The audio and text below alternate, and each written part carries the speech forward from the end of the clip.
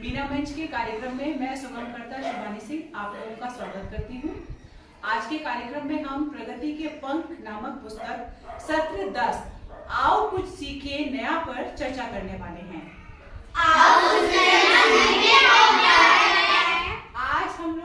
आज कुछ नया सीखे पर निजी स्वच्छता के बारे में चर्चा करेंगे।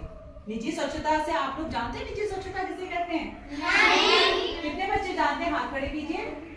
बस आप ही लोग जानते हैं निजी स्वच्छता। आप खड़े होकर बताइए निजी स्वच्छता क्या है? जैसे कि हमें बालों में कंघी करनी चाहिए, ब्रश करनी चाहिए, हफ्ते में 2-3 फुट नाखून काटने चाहिए। शाबाश। जी, और कौन बच्चा बताएगा? अपने शरीर की साफ सफाई करनी चाहिए। Very good. अपने शरीर की साफ सफाई कैसे कौन बच्चा बताएगा? किसी बच्चे ने हाथ खड़ा किया था। पुष्पा तुम बताओ निजी स्वच्छता क्या है? खड़ी होकर बताओ। Very good. निजी स्वच्छता मतलब दांत साफ करना। देखिए निजी स्वच्छता का मतलब होता है अपने शरीर की साफ सफाई करना। इसी क्रम में मैं अपने विद्यालय की पावर एंजल जो कि कक्षा 8 की है वैष्णवी को बुलाना चाहूंगी, इसलिए ताकि वो कुछ बता सके आपको। वैष्णवी आप आइए। ये वैष्णवी है हमारी पावर एंजल कक्षा 8 की है। बताइए निजी स्वच्छता के बारे में बताइए आप।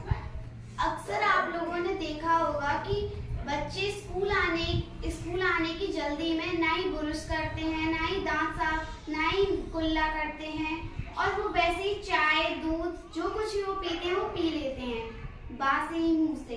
और जब वो जो उनकी गंदगी होती है वो उनके पेट के अंदर चली जाती है जिसके कारण वो बीमार हो जाते हैं। जिसके कारण वो बीमार हो जाते हैं। तो हमें क्या करना चाहिए उस कंडीशन पे?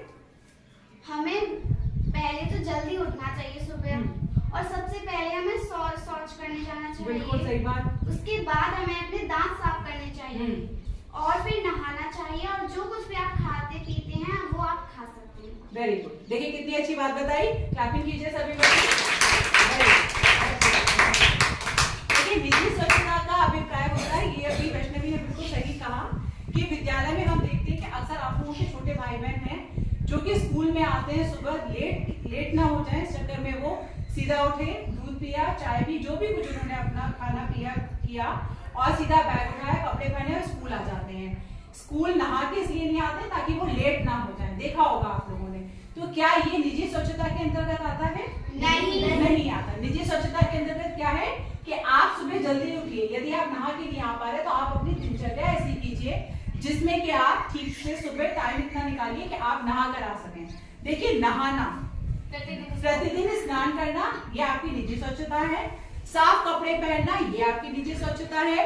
हफ्ते में अपने हाथ में देखिए आपके नाखून बड़े हुए हैं अगर, ठीक है, हफ्ते में एक बार अपने नाखून अगर बड़े हुए हैं तो उन्हें काटिए, ठीक है।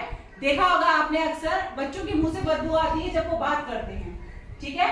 ब्रश करके आइए और ब्रश में भी आप लोग को काला मंजन नहीं करेंगे, कॉलगेट करेंगे, ठीक है। फिर भी अगर आपका मुंह स्टिंग कर रहा है, आपको बदबू आ रही है तो आप डॉक्टर से संपर्क कीजिए कि क्या बात है, ठीक है। या फिर अपने विद्यालय में अपने टीचर को बताइए कि मैडम ऐसे ऐसे बातें मैं डेली ब्रश करती हूँ या करता हूँ और मेरे मुंह से बदबू नहीं जा रही है। तो आपकी शिक्षिका आपको बताएंगी कि आप किसी अच्छे डॉक्टर से संपर्क कीजिए, ठीक है। अगली बात आती है कि खाना खाने से पहले और खाना खाने के बाद सबको हाथ धोने चाहिए। कितने बच्चे ये काम करते हैं? आप सभी करते हैं, शाबाश, वेरी गुड। और शौच जाने के बाद हाथ 2 बार साबुन से अवश्य धोने चाहिए। यदि साबुन नहीं है तो रात से धोइए, लेकिन साबुन ऐसा कोई घर नहीं है जहां साबुन ना हो, है सबके घर में। तो आप 2 बार हफ्ते शौच करने के बाद आप 2 बार अच्छी तरीके से अपने साबुन से अपने हाथों को धोइए, ठीक है। अच्छा, अब आप ये समझ गए होंगे आप निजी स्वच्छता किसे कहते हैं, ठीक है। अब आप मुझे ये बताइए यदि हम निजी स्वच्छता रखते हैं तो हमें उसका लाभ क्या होगा? हम बीमारी पड़ेंगे और बीमारी पड़ेंगे तो क्या होगा?